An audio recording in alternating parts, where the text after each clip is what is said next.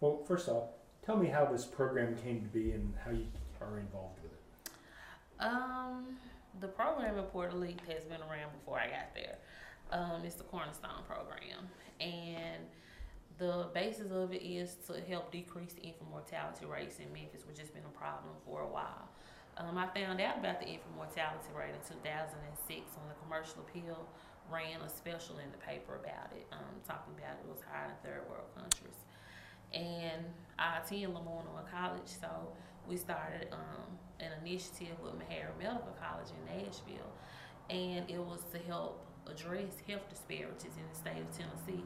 It's funded by the Tennessee um, legislators. So it's to help decrease different disparities like infant mortality, high blood pressure. And I started working with them on the program, and I chose infant mortality because I was just concerned about it. I felt like for me to live in a city with this many babies dying, you know, it's not right. You know, all babies should have a chance to live and live a healthy life because I did. So just doing that, and then Mahara Medical College in Lemoyne, they started working with the Office of Minority Health in Washington, and I got a chance to do a documentary with Tanya Lewis Lee, Spike Lee's wife, when she came down to Memphis. And it's just been something that I've just been continuing to educate myself on because I want to go on and get a master's in public health and do more in the field to help see how we can eradicate the problem, make sure that all babies get a chance to live. Right, I see. Is it a medical aspect to it, or is it more a counseling kind of? It's more counseling. We try to do face-to-face time with the parents to get them comfortable. We really want to build a rapport with them. To help them to just talk sometimes. Even though I do the curriculum where I tell them the different things, we start from prenatal all the way until the child turns 3 years old. So, you know, this may be their first pregnancy or their third pregnancy. But we just try to talk to them to, you know, sometimes people are stressed out and they need someone to talk to. So sometimes I'm just that listening ear.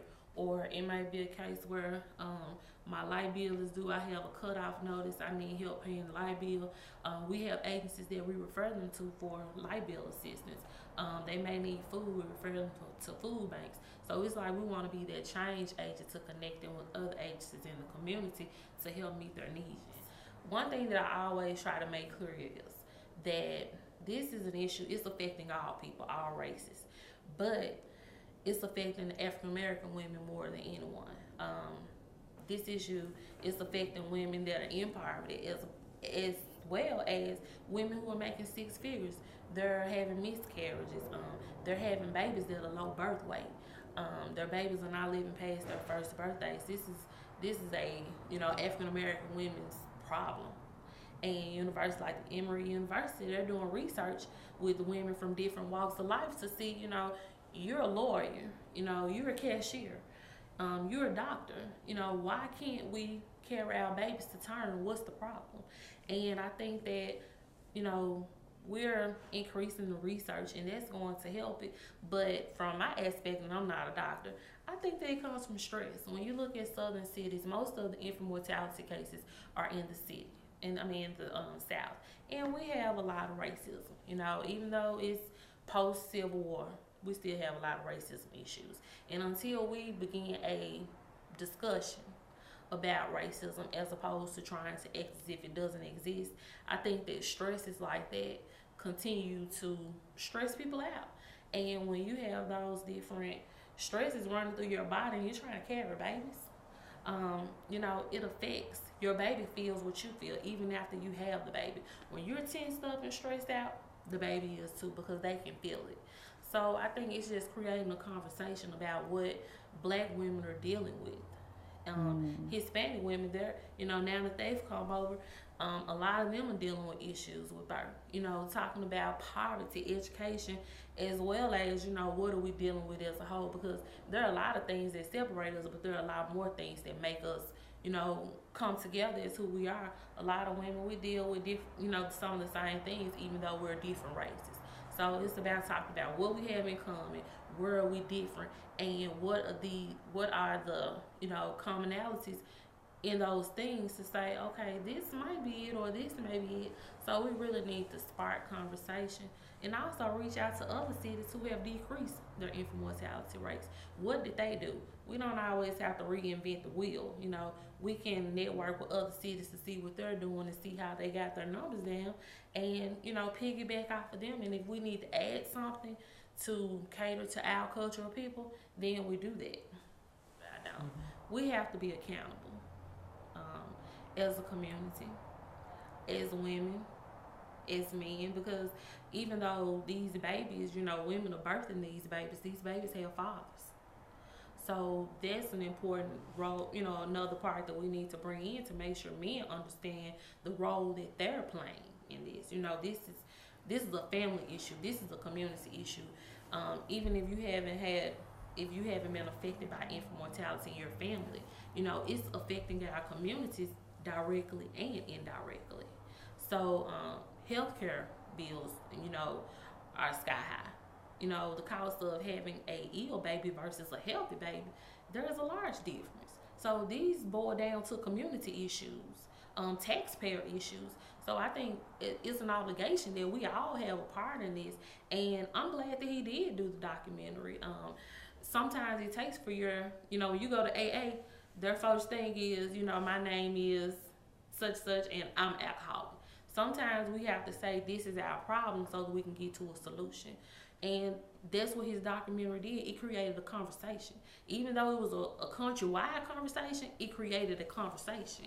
And, you know, the conversation was needed because before that documentary, we were walking around like Memphis was the greatest place to be. And even though it is a great place to be, if we can make sure that our babies live past their first birthdays, it'll be a greater place to be.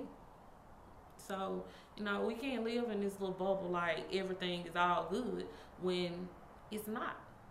And until, you know, we step up and make sure that our babies are getting, you know, quality education, quality health care. As humans, that's what we all want for all of our children. And to have a segment of the community that's not getting that, we have a real problem. And we need to talk about that problem. You know, walking on because it's not my baby that died, you know, it doesn't affect me. Well, guess what? You may be the one that ends up having to pay extra taxes to pay that hospital bill. So it is affecting you. So the smart thing would be to gather together to see how can we decrease these numbers. I'm a journalism student, and we talk about different theories. Knowledge gap theory in communication is that, you know, message goes out to people, but it's intended for the people in the higher socioeconomic status and the more educated people in the media. So we need PSAs talking about infant mortality. We know about drug use. We know when you drink and drive, you can kill yourself and others. We know drug use can affect, you know, students in a negative way. We need public service announcements around the country about infant mortality. You know, it's the death of any child that dies before the age of 1. We need public service announcements telling people the importance of taking your multivitamins every day, as opposed to when you get pregnant. Because most women don't know that they're pregnant until they're 6 to 8 weeks. And by that time, if you don't have adequate folic acid, your child can have spinal bifida, cleft lip.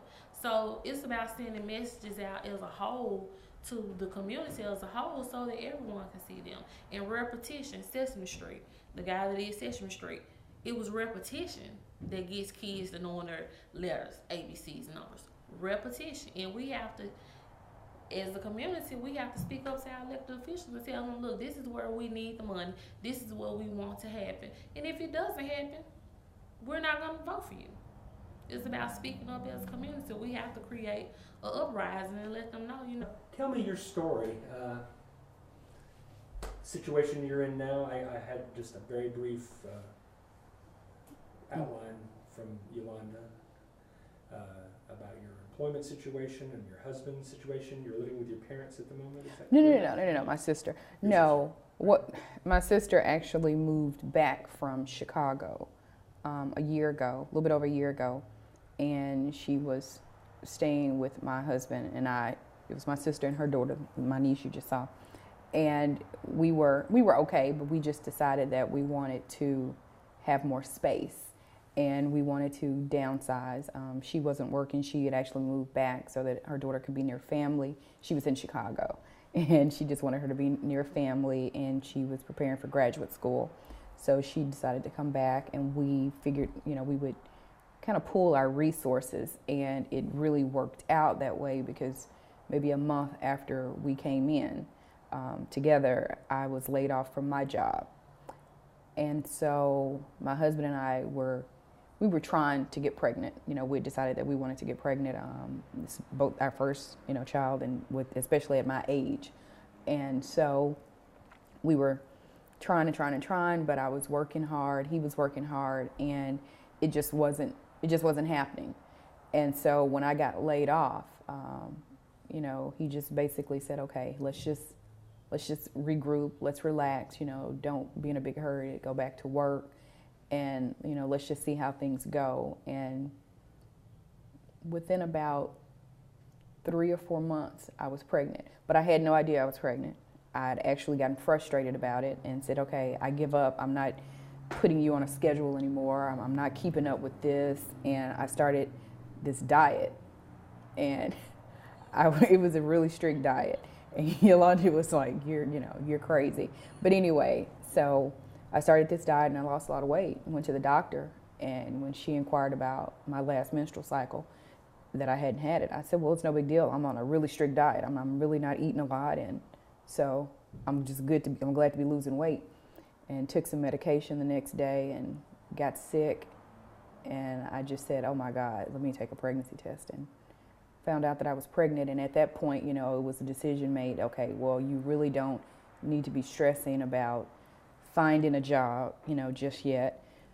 Let's just, do what we need to do, especially because, again, I'm older, I'm 39, and having a fear of, birth defects and things of that nature, Down syndrome, anything else, being an older parent, for the first time.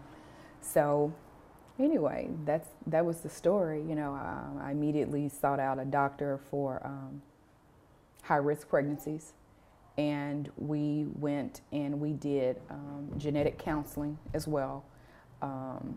Having a partial special education background as well, I was very familiar with the different types of, disabilities and stuff for children, for older parents, or just, special needs, Fragile X syndrome, any of those things. And so I was really concerned about that because, again, that was one of my biggest fears.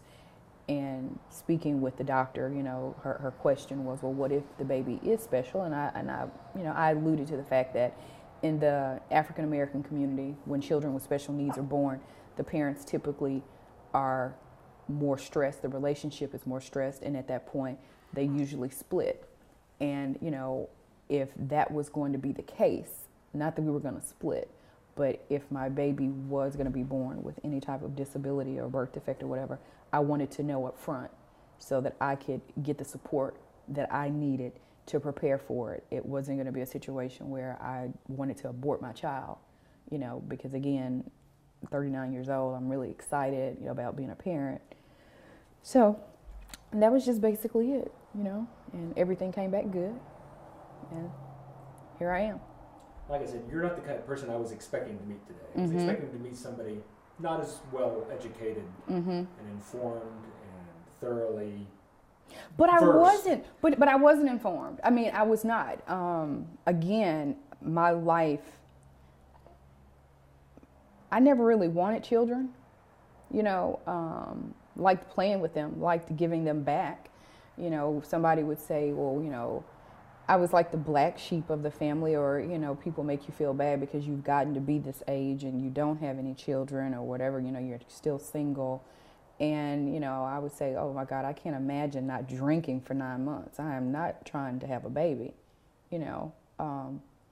I teased my sister throughout her pregnancies and after the births, after the babies were here, being this textbook mom and just reverting back to old school. Well, grandmother did this, we didn't do such and such, she kills me with these textbooks. She's a textbook mom, books can't help you raise babies, So a lot of things I didn't know.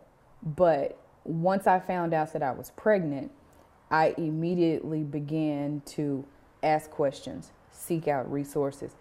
sign up for everybody's website to get all these emails and alerts and reading things because I was really, really concerned about what was going to happen to my baby, what was going on with my body, thinking about all the things I've ever done wrong in my life. You know what I mean? And it was scary. You know, when she just talked about folic acid, we had gone to Walmart and I wanted to get some more prenatal vitamins. I was out and I've been using just a generic brand. So I figured, okay, I'm going to get some name brand, you know, prenatal vitamins. And I saw, what is it, DHA, which is for the brain development.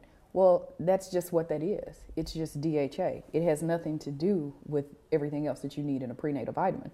So I was taking my DHA for a couple of days, just so happened to read the box and realized this is not a prenatal vitamin. I have been without folic acid for 3 days. Oh my God, is my baby gonna be okay? Is my baby gonna have spina bifida? You know, is my baby? So then I started pulling out these pamphlets and going online to see what foods have folic acid in it. You know, did I eat spinach? Did I have anything that was super green in the past couple of days? Oh my God, you know, just in tears, God, please, you know, let everything be okay. So I had to continuously seek out resources and just people and ask a bunch of questions, you know, make people irritable. He grunts like an old man. He's so funny. You know, kind of get on people's nerves with all these questions. But, you know, I did what I had to do.